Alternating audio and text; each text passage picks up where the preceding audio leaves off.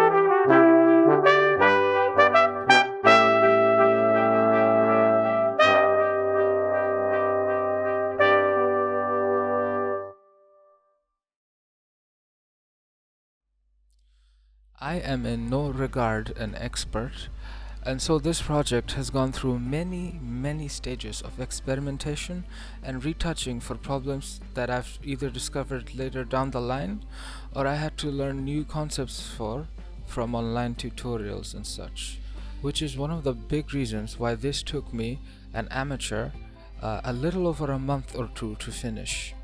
And this is also something that I'd like to say to anyone who wants to give 3D art a try. Please, do not feel ashamed of having to look into tutorials, even for things you should already have a grasp of. We are all human beings and flawed, and that is what makes this entire journey even more fun and wonderful, to me at least. And I hope you will join me in this feeling of excitement of getting to learn new concepts and methods to implement into your own projects. So, without further ado, let's begin.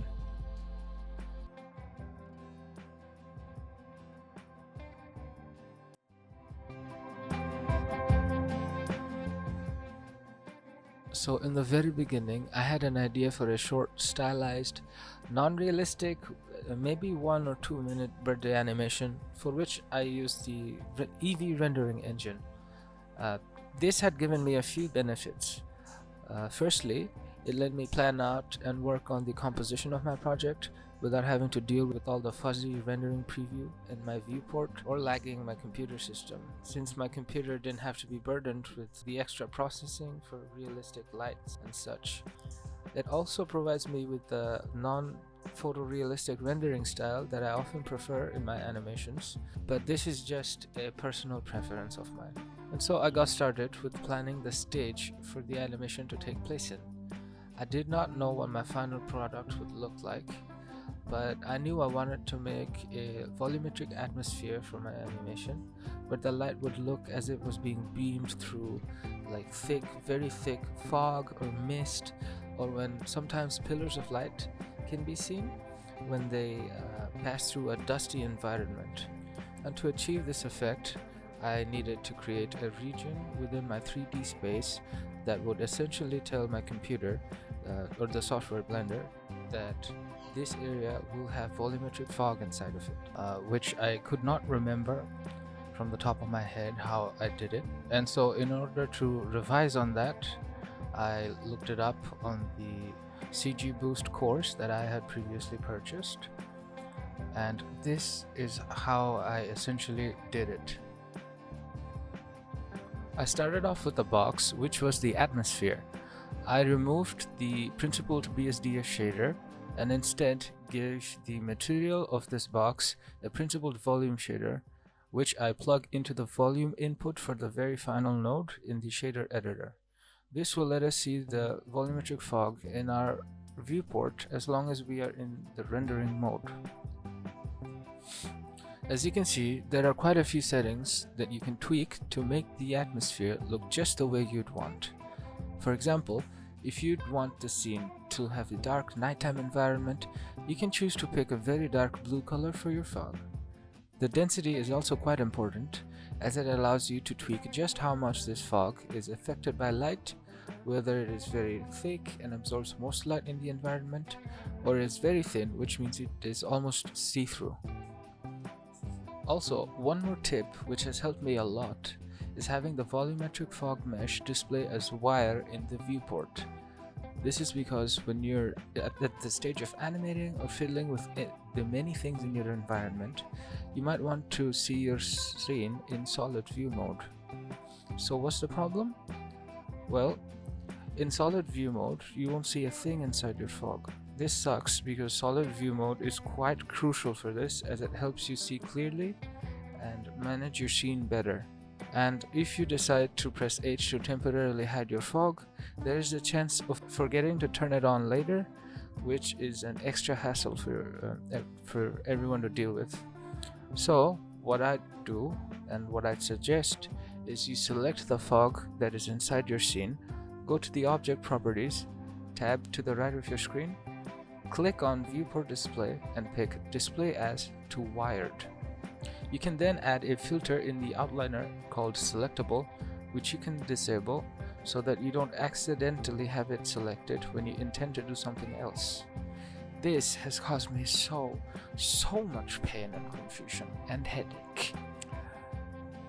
Well, headaches are painful.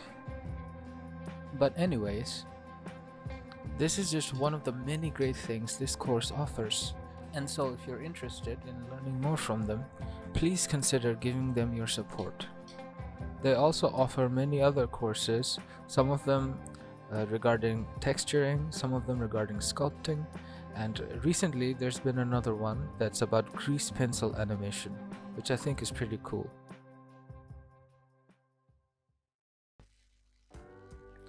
So as you can see, I added a cube and gave it an emission material. Gave it an emission material and created a rudimentary lighting for the initial idea that I had. I knew I wanted to put something significant right in the center of the shot, but before I did that, I wanted to make sure that my animation had some sort of bloom effect applied across all my objects so that everything glowed.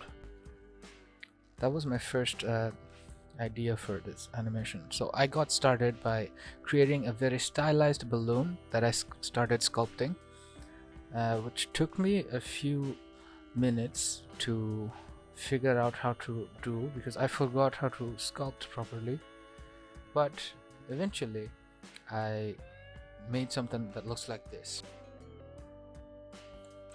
And so once I added this balloon, I made a few variations, changed some settings in the bloom, made it shiny.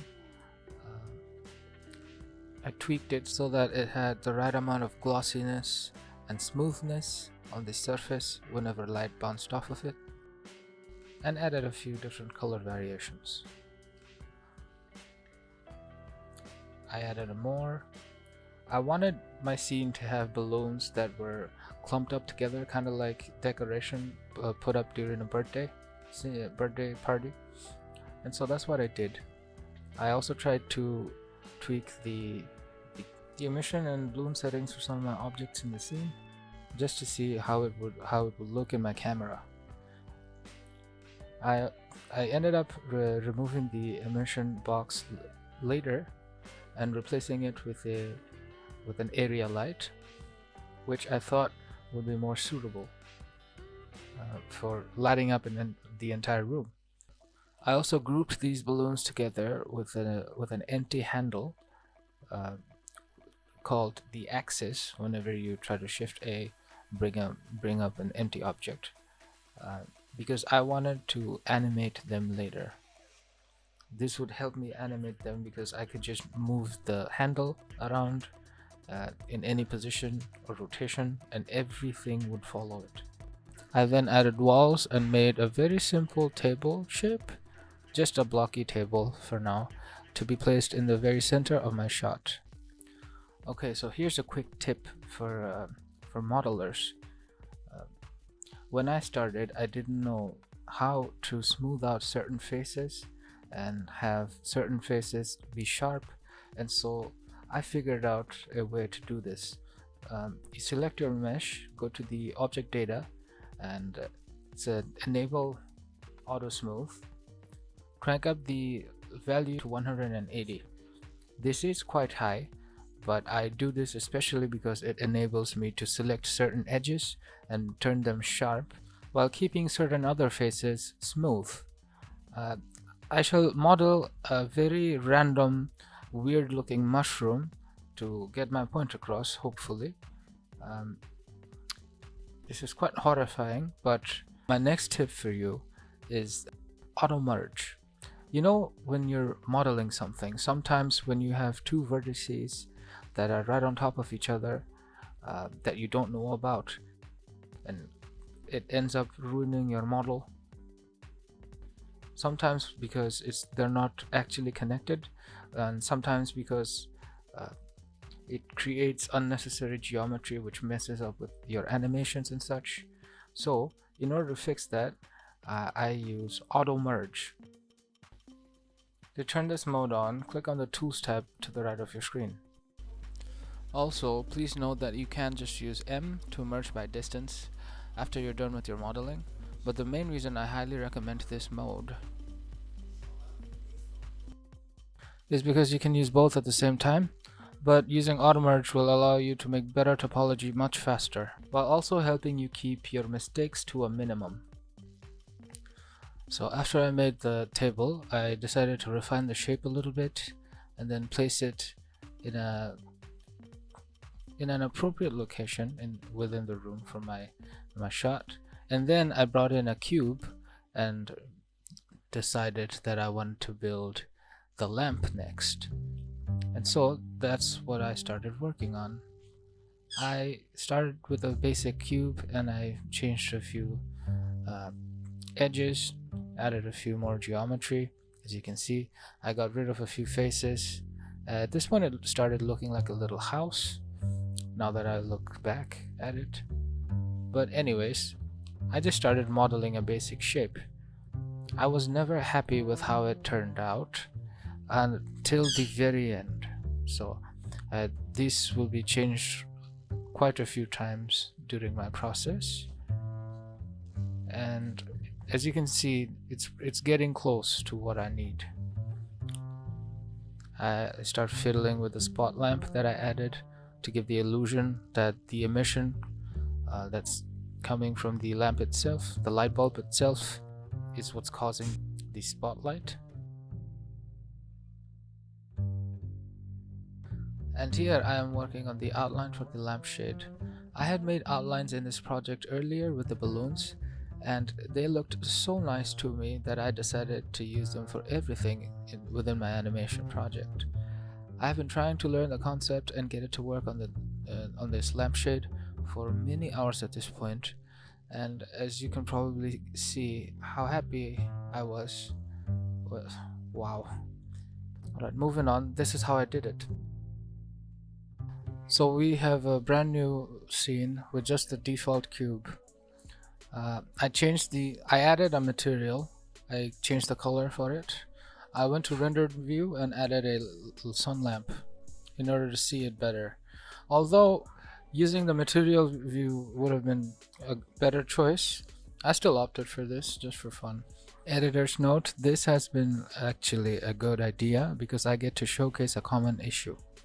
So here I'm using the knife tool to add some extra edges and geometry onto the face of this cube, so that I can have different materials on it as an example.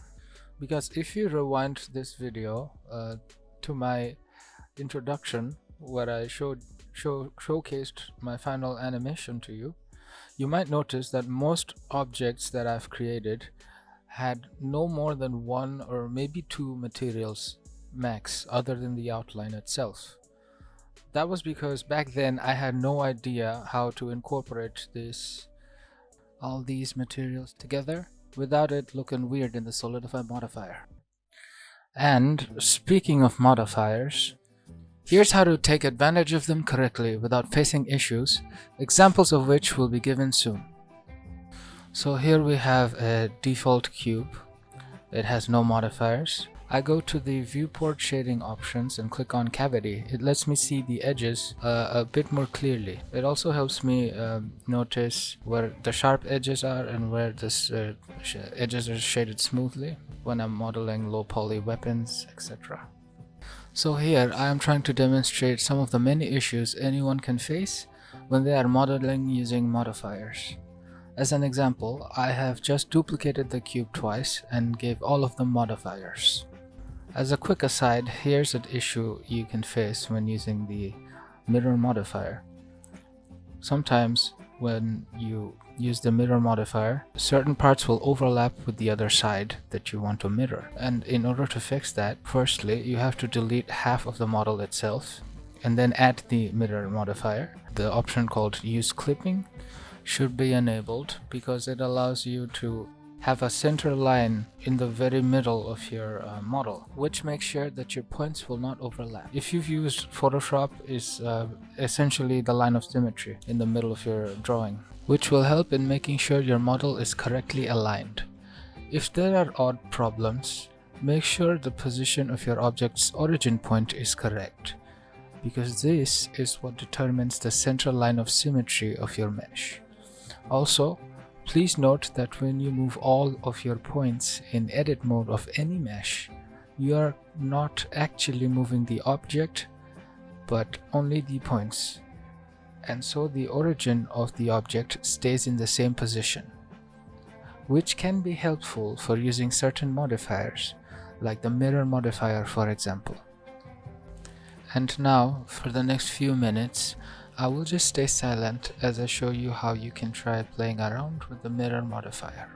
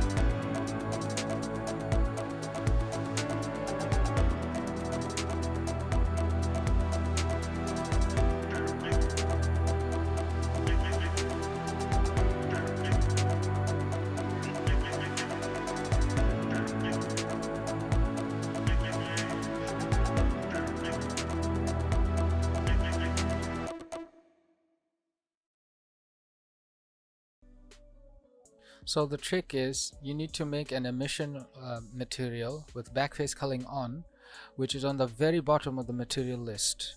Otherwise it doesn't work. And when you select the material offset, you make sure it is a very high number so that it always picks the very last material by default. Also, please make sure to apply all transforms, especially the scale, and recalculate the normals for all the faces on your mesh. Upon research, I've come to understand that the name for this technique is called the inverted hull method, and here are a few wonderful YouTubers that explain this concept better that you might find helpful. There's also a new technique that uses geometry nodes to make squiggly animated outlines. It's so cool.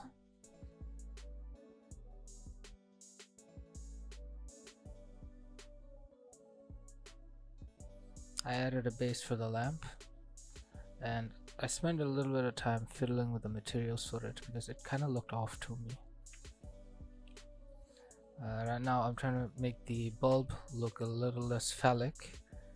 For some reason, whatever I make ends up looking phallic, so I try to make it not be that shape. So I'm now just fiddling with the position of the balloons and stuff because I wanted this moment in the animation to be one of the most important ones. I don't want to say iconic, that kind of sounds narcissistic, but anyways, this is what I'm doing. I'm also trying to get ideas on how I should make the base of the lamp look. I ended up with something that I was pretty happy with in the end because the focus wasn't the lamp's base. The focus was the cake and the duck. And I should come clean here. At this stage, I did not plan on making a cake. I mean, I did, I just didn't know what it would look like. So I would draw up a sketch very quick in Photoshop and use that as a reference. I had an idea for it, which was like, it would look like, you know the animation for every DreamWorks opening? There's a beautiful castle in the middle, and then there's a twinkling star that goes across from the that follows all the arches, all the pillars, columns, the towers, follows all the towers. Yeah. Right now I'm looking at the references, and then I noticed that there are ribbons that are attached to the balloons, and I thought that would look pretty good in the animation. And so I tried my best. I'm not that good with the array modifier. I'm quite new to that, but I tried adding another outline with the solidify modifier, and then I realized, this is just a 2D. These ribbons are essentially just 2D planes. They don't have much volume. They do in real life, but it's very, very thin. So I ended up just getting rid of the solidify modifier and adding just outlines like these. And I was really happy with that instead of what I was doing, because it looked kind of off while I was doing the solidify outline method. Also, one thing I noticed was the solidify modifier outline the inverted hull method is what I mean. That method only seems to work with, oh look, I'm drawing now. That method only seems to work with objects that are essentially 3D and not 2D planes. It works best that way. So right now, I'm not even sure what the cake would look like, so I'm using the DreamWorks castle as a starting point for my design. Yeah.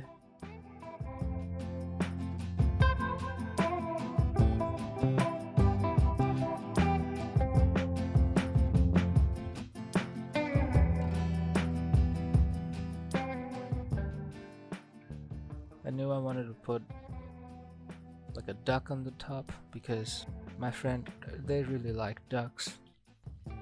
So yeah, I'm drawing the duck right now. I didn't know if I should have made a duck that were like two ducks that were facing each other or away from each other, because if they were facing each other it would look like, you know, it would give off the wrong message because of the shape the necks made. So I just ended up with one, and I was happy with that for a while.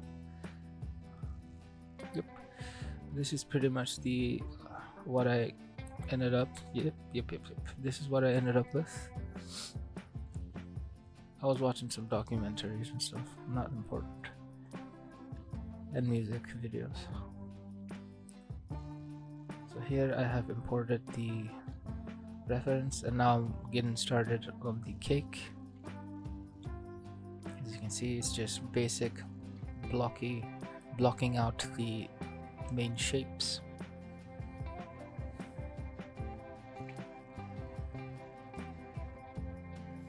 And then I decided I wanted to make like a stairway, like it would look like different tiers of cake, but you could like step on them and go up like a staircase, which I thought would look nice.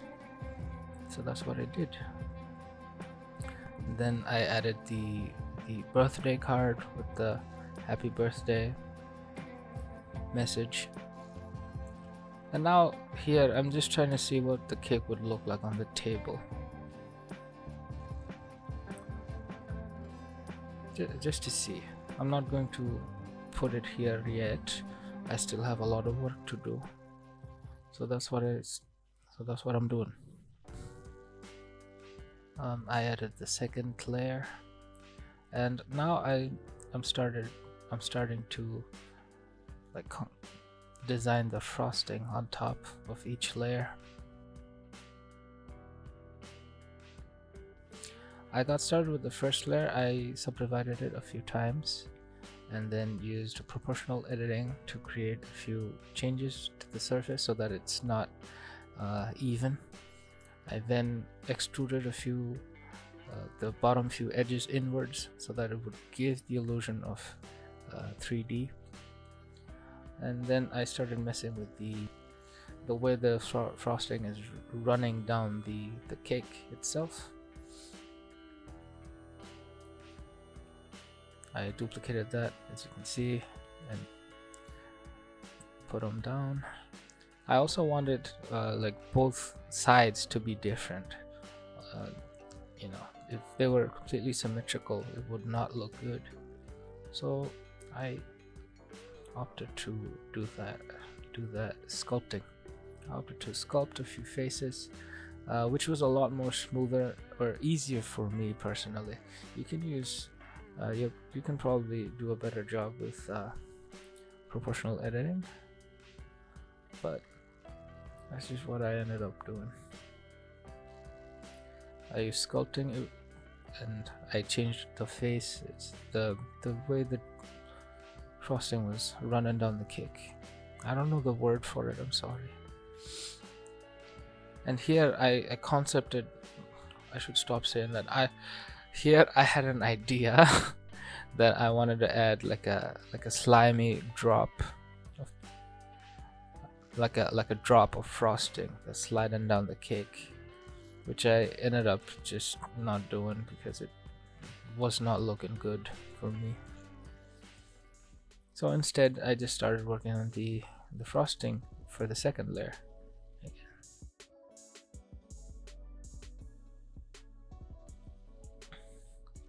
So here I gave the frosting an outline and a material. I'm just looking at it from different angles. Then I added a big frosting layer for the main body of the cake.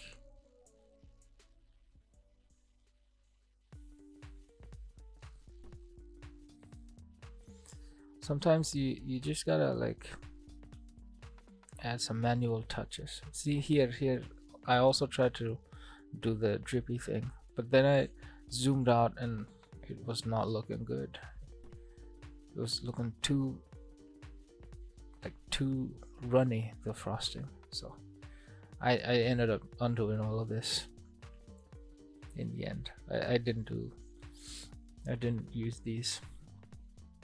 See, this is the great part about doing digital 3D sculpting art, you know?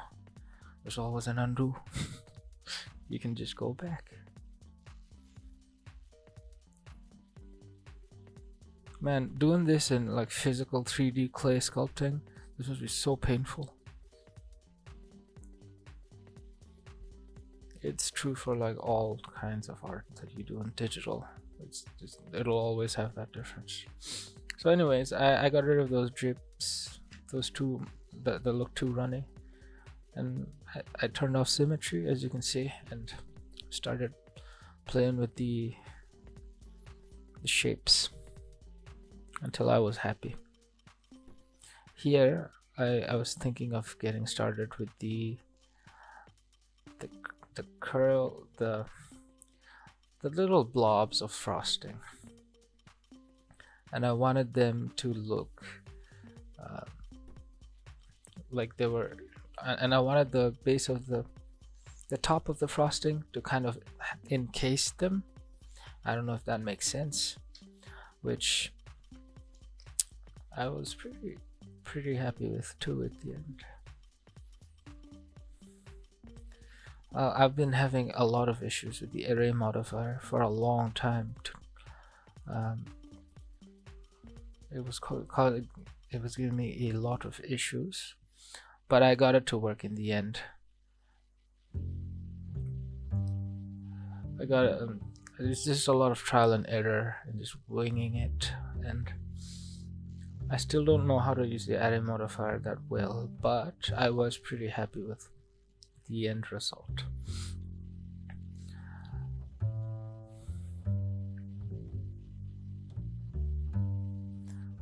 Yes, as you can see, I've been struggling with the placement of the blobs. I added some outlines for them, and then I looked at my triangle count and realized how heavy all these blobs were making my scene, which would slow down rendering by a lot. So I ended up decimating a few of the blobs, which really helped. I did the same for the top as well.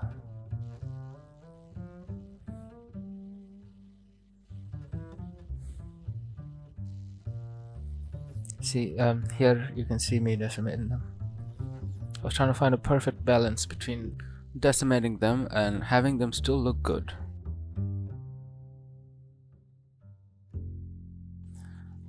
I cannot explain to you properly how the array modifier and how that works, how I got it to be in a circle, because I essentially just half-assed my way there, because I can't explain something to you if I don't know how it works properly, right? It would be very fake of me if I did that. I'm sorry about that, but I will have some videos that have helped me get a basic grasp on the topic on the screen right here.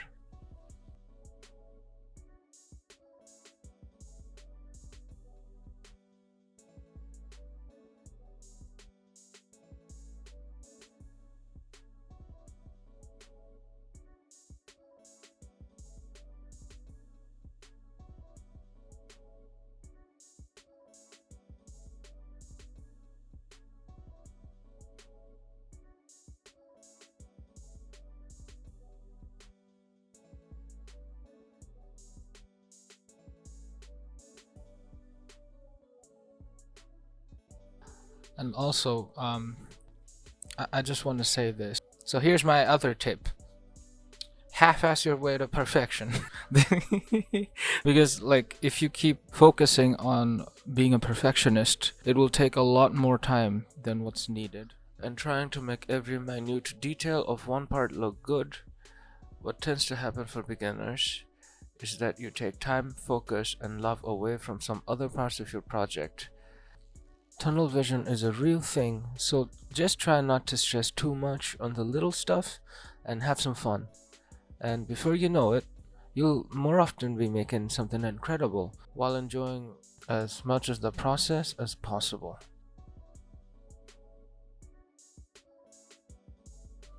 So now I'm making the candles.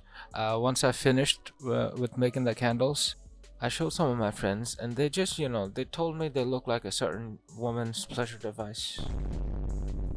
I was not too happy with that. And so I got rid of these candles later. These are currently just me trying to figure out how to, make the spiral patterns on the candles. Um, I end up placing them all over the cake, and then I just decide, it's not worth it. I can do a better job, and so I get rid of them later and make a whole new set of candles, which I think are way better than these ones. This is just essentially me using the proportional editing to rotate the very tip of the candle according to the radius to make hypnotic patterns. The one in the center I was really happy with. I kind of copied the design for my second candles, for my second set of candles, because if you rotated the middle candle within the z-axis, it would make it was essentially an optical illusion, because the candle was moving to the right while the pattern was moving to the left. It was quite trippy.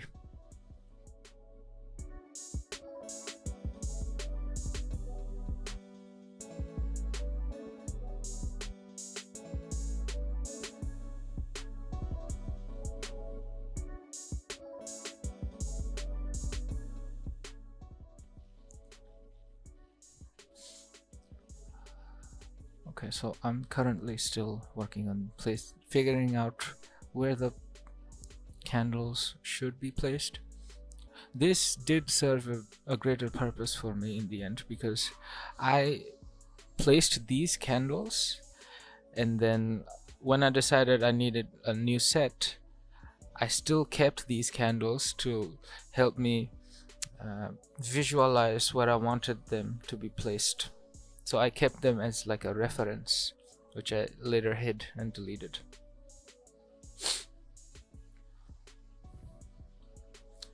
Ta-da. Okay, we're working, slowly getting there. This is me adding the outline to the candles.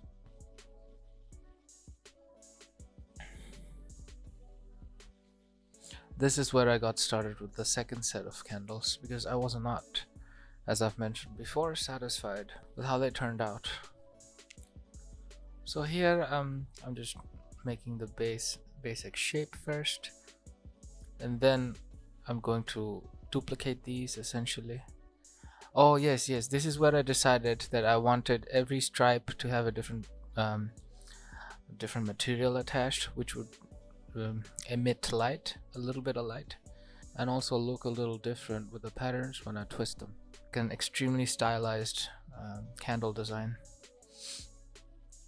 and it did kind of look cool. I also went to these coolers website that randomly give you like really nice color schemes to play around with, and I really liked using this website for this. It gave me an idea. So I just did the spiral pattern, and then I added the outline.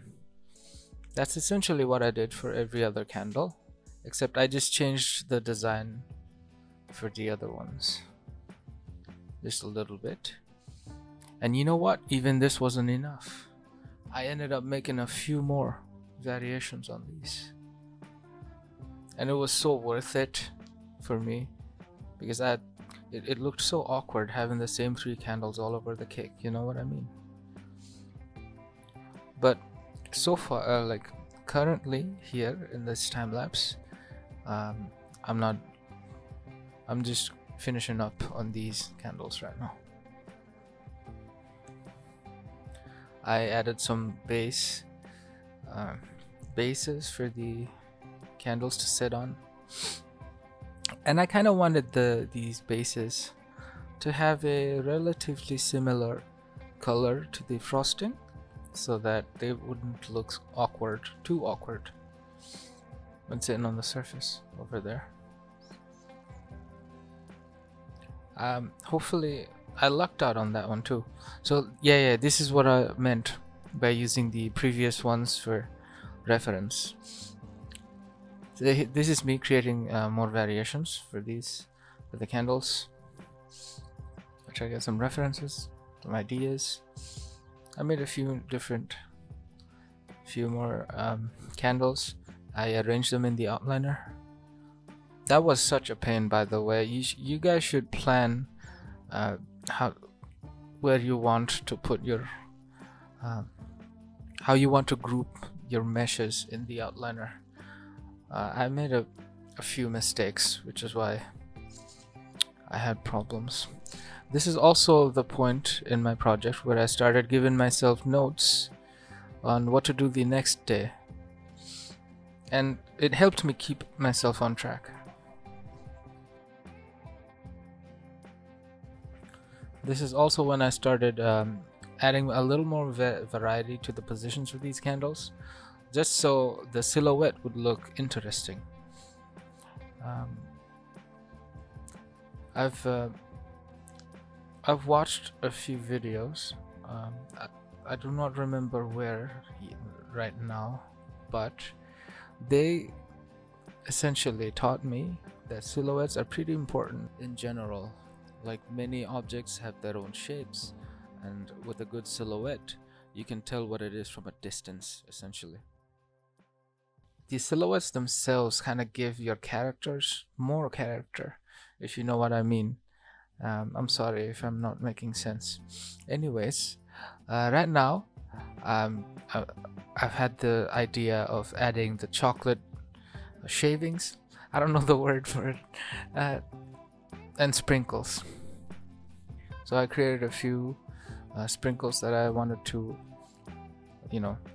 sprinkle all over the cake. And that's what I'm doing right now. I'm going to give them all their own material, their own outline, and then pretty soon I'm going to set up my own particle system. Right now I'm just trying to see what an appropriate size for a sprinkle should be for the stylized cake, and also the scale of the chocolate pieces. So now I'm getting started with the blue sprinkles.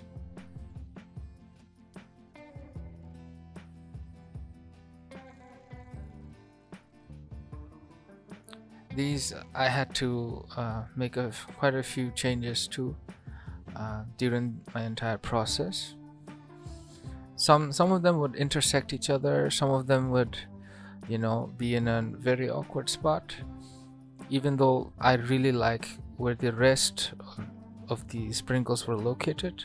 And so what I chose to do in the end was I converted all the particles in the particle system into their own mesh, which I put in a different collection,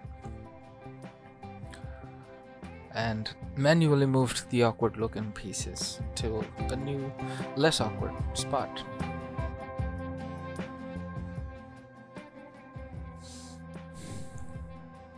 Okay.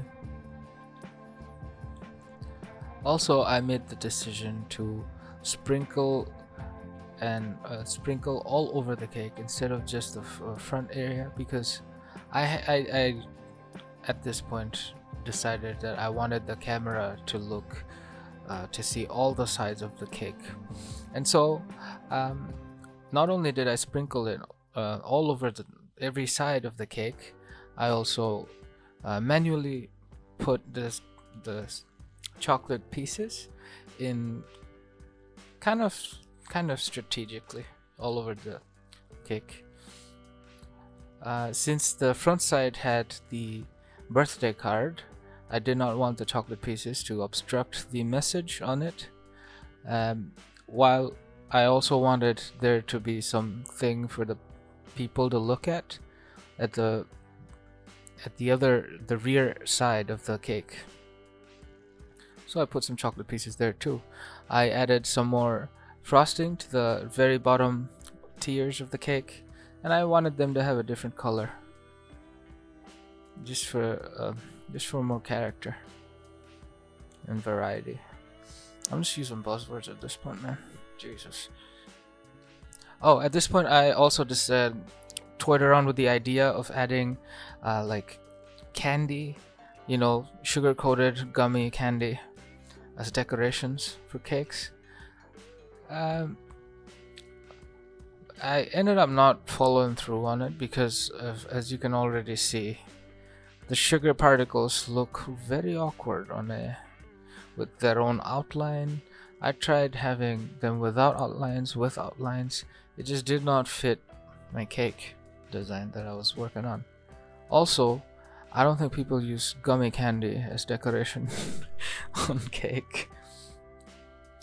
I made the layered materials using a color ramp and on the gummy candy, and then I thought, you know what, that looks kind of cool for the main design for the cake, the cake body. So that's what I did. I made it look like there were separate tiers on the cake by having some parts be a little darker, fake a few shading with the gradient, and it looked cool. So then I started working on the pillow for the duck to sit on, like its own luxurious nest. I chose purple because um, I know purple is usually associated with luxury, especially in the Roman times. That was the influence behind my decision. And then I started modeling the duck, as you can already see. I I I probably, in hindsight, should have used references a little more, but I also didn't want it to look hyper realistic, which is why I didn't do it at this point. So I made the duck. I added some materials to the duck. I tried to make the duck's head look, roundish, but not too round, so that it still looked like it fit into my animation. I added the eyes. I colored them black. Yep. Yeah, this is also when I started trying to perfect the duck beak, bill, so that they would look a little bit like the dog faces that people keep associating duck bills to. It worked for me. It was very fun in the end. So here I realized some of the candles were a bit too floaty and not very well positioned, so I just changed that. I fixed that. Here I'm just finalizing the eye position for the duck.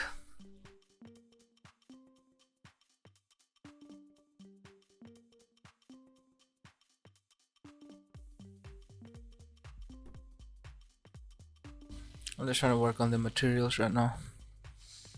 Trying to get the beak to look good.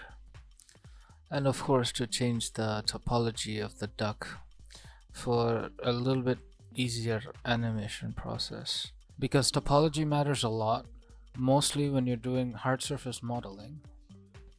Or if what you're modeling is going to be animated mostly. So but it's good practice to have good topology always. You should always try to do that.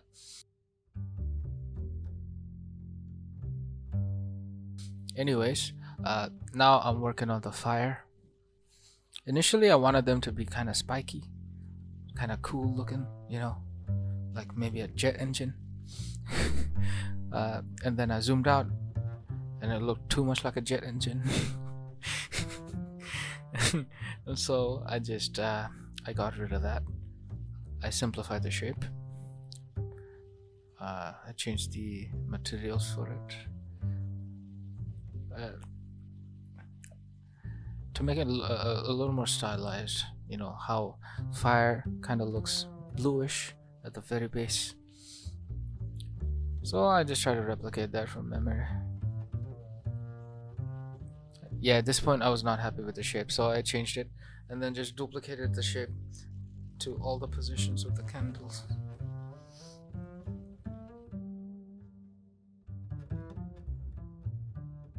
Also, please ignore me adding these shape keys because I didn't know how to animate at the time. I thought I had to make shape keys for every single candle and then animate them all separately. I've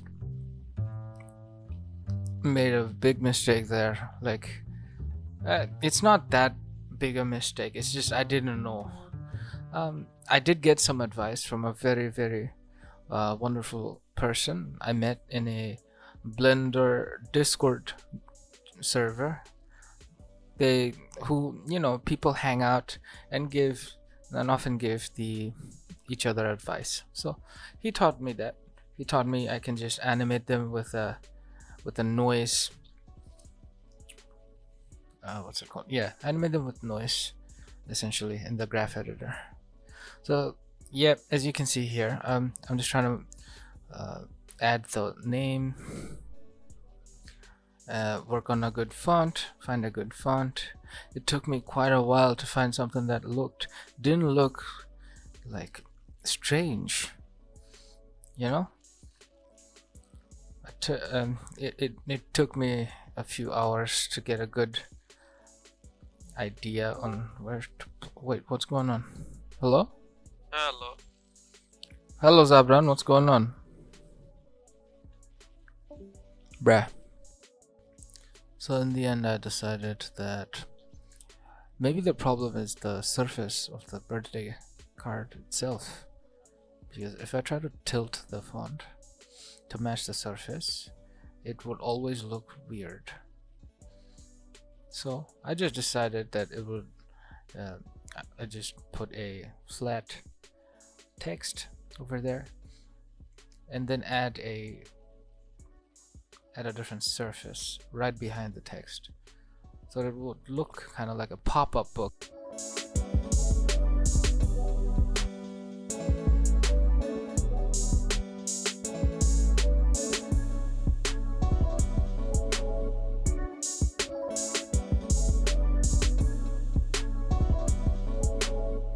Anyway, so that's what I did to give the illusion that it was just a pop-up card giving a birthday message.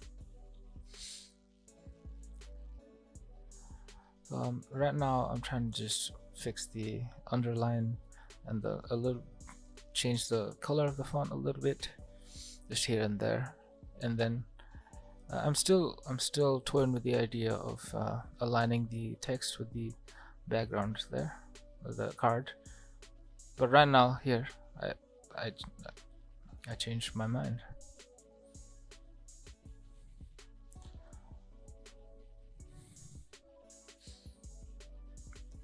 And now I'm just coloring the pop-up area and trying to find a good balance of how the text should look.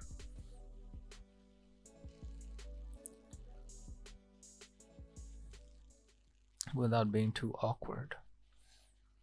Kind of like this voiceover.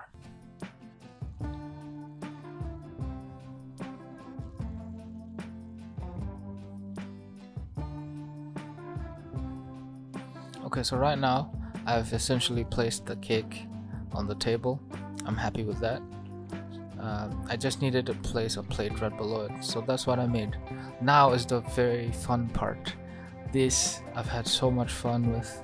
I've made a curtain that I wanted to animate with a cloth simulation and essentially have it open at one point. So I ran the simulation a few times, and once I was happy with how the simulation looked, I baked it and then copied to the other side. I had to export it out and in to my project maybe once or twice. It was a bit confusing for me because some tutorials were saying I should convert it to shape keys, while others recommended I export it as a specific file format and then just re-import it. That worked in the end for me, so that's what I did. And these are the videos that helped me. Okay, so now I'm just placing it in front of where I want the camera to be, because I really needed the camera to look at this position. Just look up and gaze at the cake, and the curtains will open up kind of like a stage. That was just the idea I had in my mind right then. So here I'm just toying with the composition. I decided I wanted there to be a door frame, and added some walls and a floor, because I decided that, hey, maybe the camera looks up and then a mysterious door opens and then a curtain opens and then there's a cool birthday cake right in the middle. So I essentially planned that, and here is something is an example of an experiment that I had that I essentially totally gave up on in the end. So please skip this part if you're not interested. But what I was trying to do is trying to make a comedic fake out, you know. I'd start off with a sort of a horror theme, maybe like a very grimy, dirty butcher's kitchen, and then he opens a door into a hallway. He looks to the left, and there's a mysterious door that opens, and then a very upbeat music starts playing, and then the curtain opens, and then there's a birthday cake. that was an idea I had, and then I decided, you know, maybe it's a little too it's a little too different to be in this animation. So I might do a similar idea for a future project, but for this one I decided to not pursue this idea. You can see me trying to model the room right now. I gave up on that.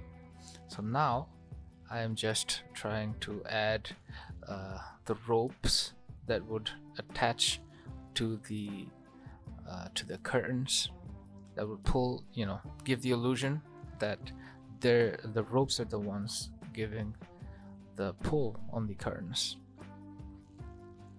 so that they would open. It took me a lot of fiddling, and there was a weird glitch going on with shape keys and the origin of my mesh not being in the right spot, but it did work out in the end. This is me trying to see what would be best for the composition. Is changing the angles of my camera just to find a good final position for the camera to start as it gazes up. So this is just me just animating how the camera should look up at the doorway.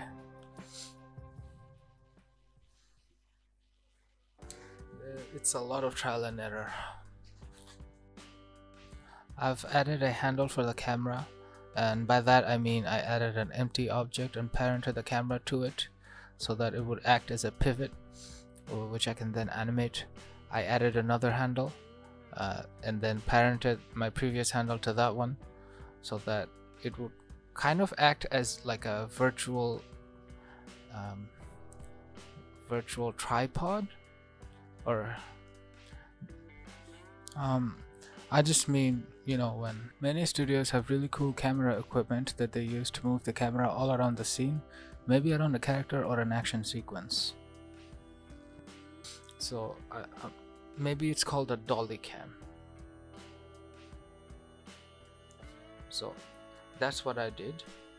Just to replicate that in a virtual space, I I, I added handles and I parented that to another handle. So right now I'm just trying to get ideas for the interior decoration for the room itself. Um, I found some random shelf designs on the internet. I think this one is AI generated. I'm not sure. I don't remember.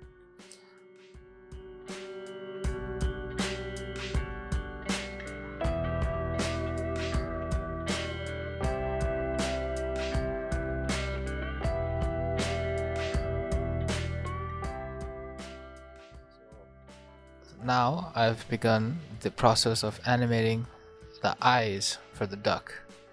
I wanted it to blink, so uh, now's the most unfun part of my entire process, and I only say that because I did not understand how to do this in the slightest. Like, I have messed up so many times, and I had no clue how to do this. Um, I've tried to watch many tutorials, and eventually, someone in the very same Discord gave me a few tips, and I tried to follow them, and it sort of worked. It sort of worked at that point. So I didn't want to mess up my entire project for this, so I made a new project. Tried to animate the duck there with a rig. Uh, I then imported the rig back into this project, and now, as you can see, I've begun the animation. I have a lot to learn in rigging.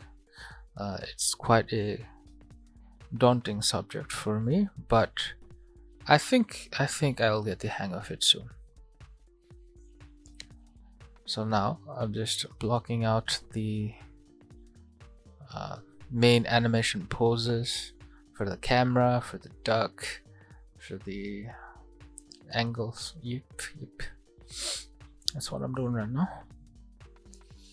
At this point, I wanted the duck to do a wink.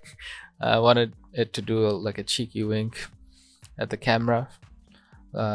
For my friend, as I've mentioned before, they really like ducks, so that would be like a cheeky nod to them. I don't know if I used the word nod correctly there, but uh, you know what I mean, don't you? Hopefully you do. I added a few more balloons for the other side of the rooms that I did not model yet. I decided that I want to put down a TV, and later on I decided I'm gonna put in a carpet. Yep, that's the exact carpet I'm talking about.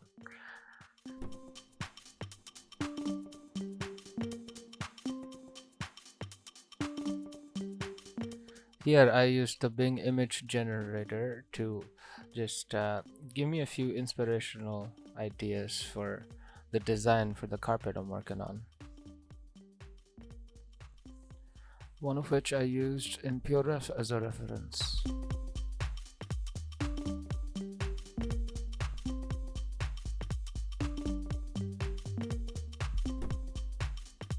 I added some cassettes to the hexagonal shelves up there. I added a remote. I gave them their own, colors. I added an outline for them, and then I started working on the sofa.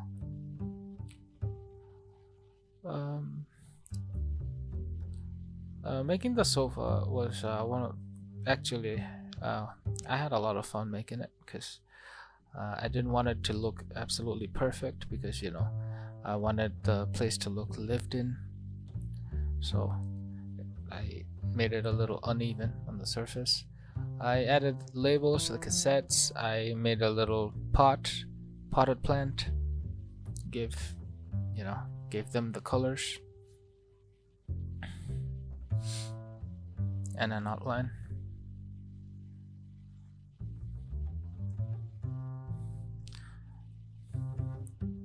Um, I was having some issues with hexagonal shelves. They and then I realized that my problem was because my normals weren't in the right direction. So always recalculate your normals when you do this. Now I decided that I want to make another potted plant just for the very, very corner of the room so that it's not empty, you know? And with that, I started working on the animation itself of the duck, the expressions it will have, with the eyes closing and opening, and the main poses, and then the sub poses. For animation, I just watched a few wonderful creators who knew what they were doing. You know, they taught me concepts. They taught it well. It's just I have a very limited attention span, so I absorbed not as much as I should have. Um, so I just got the gist of the principles of animation, just a few of them, which I try to make use of. On screen, you will find the videos that I found the most helpful.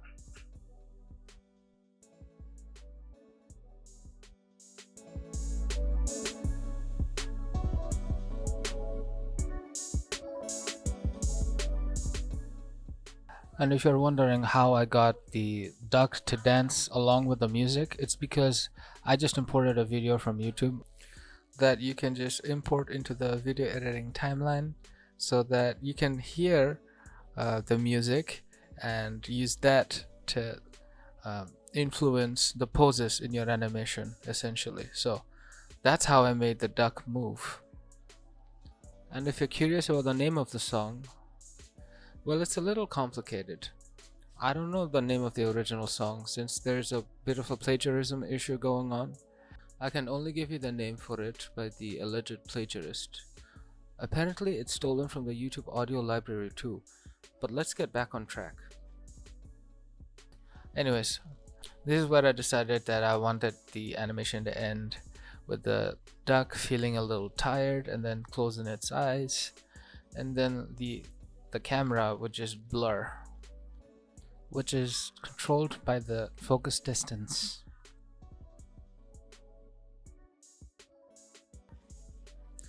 So now I'm just working on the final parts of my animation. I'm just adding a bit decorative clutter here and there while I work on the final composition of how I want my animation to look. I added the blur effect, as you saw. Yes. Essentially, right now, my animation is over, but I had struggled with a lot of rendering and re-rendering because I kept noticing problems within my project. Sometimes there would be z-fighting within a few things. Sometimes there would be missing floors, missing walls. So because it took me quite a while to render out every version and look through that version to find mistakes and then essentially fix that mistake and re-render it over and over and over again, it took me a long time and I could not record the entire process, unfortunately. But I do have a few work in progress footage of what I mean. So here they are. In this clip you can see that I've been having problems with the confetti. They would be jittering across their journey while they fell from from up top. I realized that was because of a specific setting in the particle system called Brownian motion, which should have been turned off. So that's something you should look into. If you're trying to make leaves that fall down and sway with the wind without any sudden movements, like in cartoons, for example.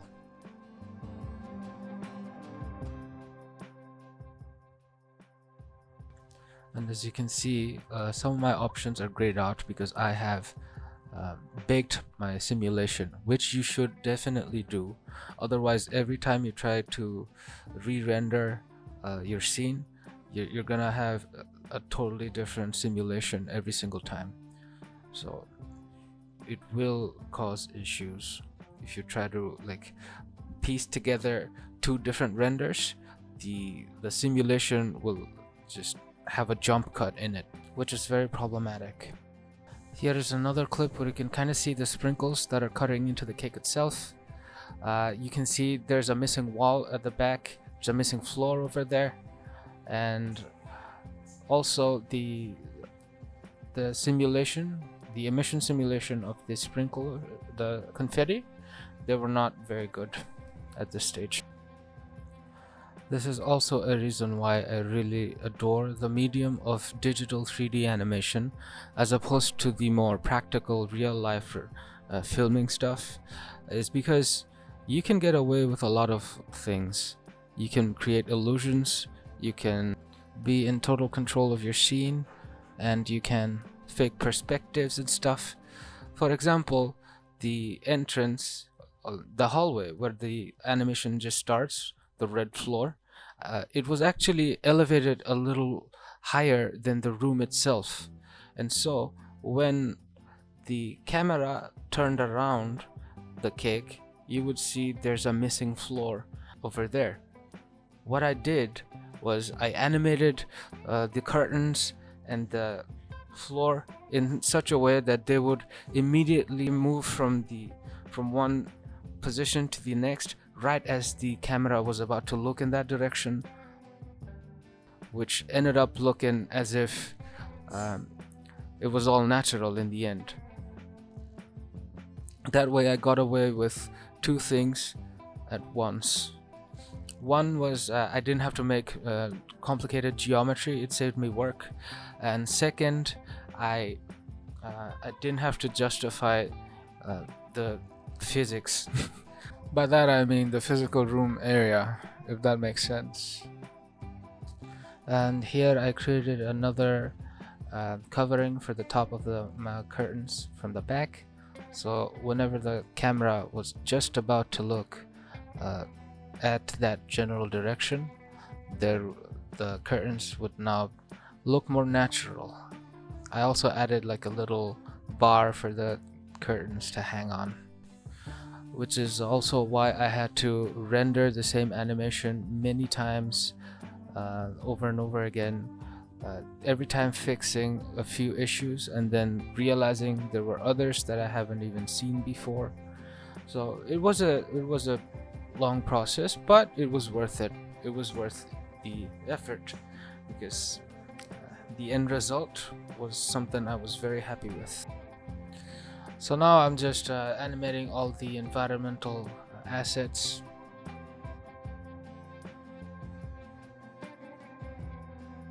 And here I am making the confetti emission particle system.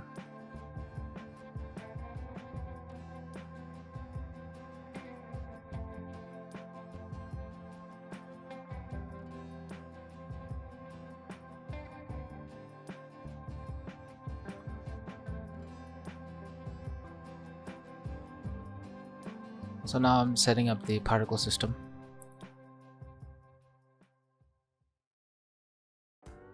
Particle systems are not that complicated. You just make a few meshes, put them in a collection, and just tell the system to spawn these materials, so spawn these meshes as either hair or like emission. So for this one I of course did emission. So now I'm just tweaking the settings, trying to see what looks good. Sometimes I consider adding turbulence, sometimes not, and then I took a little break from it. I really wanted to finish animating all the candles because at this point of my project, I've been given the advice that I can just use the noise modifiers within the graph editor to make pretty like pretty simplistic and yet also realistic animations for the candle flame. So that's what I did. I made one, I tweaked it, I copied it, I put it in the other, and then I kept changing the offset over and over and over again for every single one of these flames. It did take a while for me because I'm not that smart. Maybe there's a faster way to do it. I just did it one by one, and I was happy with how it turned out in the end. So this is just me just trying to see how it looks in my preview, while also just, you know, doing the same step over and over again for the rest of them. It was time consuming, but it was not boring for me. I had so much fun trying to learn how to do the change the strength, the amplitude, the values, offset, phase difference, all of these things. They were pretty interesting. So here I decided I wanted to animate some of the ribbons as the animation went on, and so I did that too. And then I got back to doing the candle stuff, candle flame stuff. Now I thought that I really wanted to add some more, you know, furniture for the opening area, just so this place does not look manufactured, but instead is a actual lived-in location, just for, you know, more authenticity. At this point, I've been trying to mess around with the vortex effector, which would influence how the confetti would fall. I changed a few settings. I added some turbulence. I've noticed that turbulence would be very drastic for this, and so I decided I wanted turbulence to affect how the confetti starts falling, just the very beginning, just so it looks not a little natural, and then it would completely stop, and then the vortex would take care of the stylized, you know,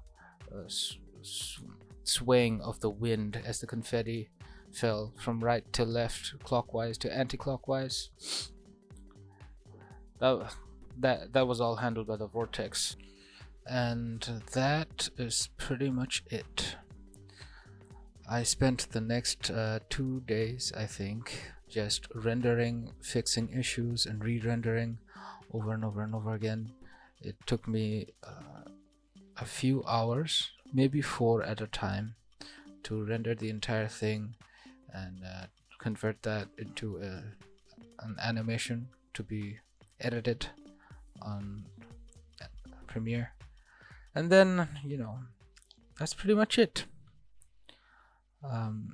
Hopefully I've done a good job, or maybe just a serviceable job, to better help you guys.